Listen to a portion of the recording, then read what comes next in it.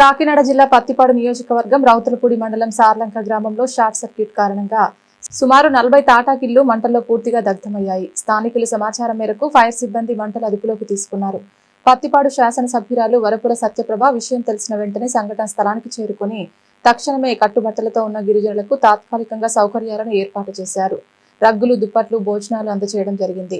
గ్రామంలో ఇలా జరగడం నాకు చాలా బాధాకరమని అన్నారు. అధికారులతో వెంటనే చర్చించి గృహాల నిర్మాణానికి కృషి చేస్తానని అన్నారు.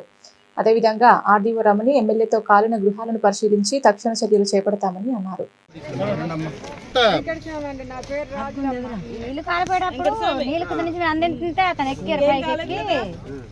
ఎక్కే క్రమంలో ఇంకా 50 కంగారులో కింద పడిపోయాడు అతనే. అందుకే కొద్దిగా నడు నొప్పి చేసింది. అందుకే కూర్చొని అంటున్నారు అమ్మగారు అడుగుతున్నారు, చెప్పు.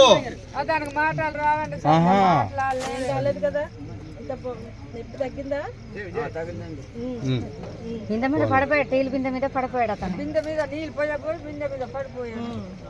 వీళ్ళు బతకడమే కొద్దిగా పేద బతకండి. ఈ పేద బతుకు తగ్గట్టు ఇలా జరిగింది. ఈ ఊళ్ళో ఎవరు కూడా ఎంతో కొంత ఆస్తిపరులు కాదండి. అందరు కూడా అడవిలో తుప్పలు కొట్టుకొని అలా వ్యవసాయం చేసుకొని బతకడమే. ఇలా చూడండి, ఏమి లేవు. వీళ్ళకి ఇంకా కాలిపోయింది మొత్తం.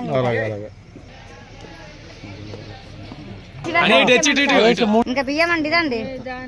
ఇది ఒక పంట ఏం లేకుండా కాలిపోయింది. ఈ సంవత్సరం పంట అంతా కూడా లాగా ఏం చేయాలండి, కమ్మలీలు కదండి. ఇంకా ఆర్పడానికి అవకాశం లేకుండా రేజ్ అయిపోయింది ఒక్కసారిగా.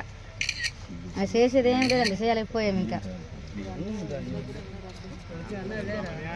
ఊర్లో అండి మేడం గారండి, ఊర్లో ఇక్కడ అందరు కూడా పండగకి వెళ్ళిపోయారు సంతలకి. ఇంకా ఎంతసేపు లేదు కదండి.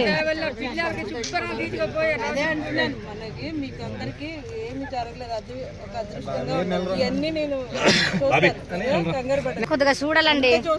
మీరు పెద్ద మనసు చేసుకొని చూడపోతండి. ఇలా రేపు కానీ ఎడారైపోయిందండి. నైట్ పూట కాలిపోయింది. కాకపోతే ఇలా ఇంకా తెల్లలేదు, కానీ తెల్లవారు తెలిసిపోద్దండి. ఇలా జీవితం ఏమైపోయింది అనేది తెల్లవారితే కానీ ఇలాగ తెల్లలేదు. ఇంకా మరి అంతేనండి. అదే మీరు కొంచెం అదేనండి, మీరు కొంచెం దృష్టి పెట్టి చూసి వీళ్ళకి ఏదో ఒకటి చెయ్యండి సార్. ఇలా వేరే దారి లేదండి. ఇంకా ఇచ్చడం అది మన వాళ్ళని ఇస్తున్నారు కదా, మీరు కూడా వాళ్ళకి అన్ని పెట్టడం అది ముసలి నేను మిగిలినవన్నీ నేను చూసుకుంటాను. ఎక్కడ చదువుతావు నువ్వు? స్కూల్లోనా?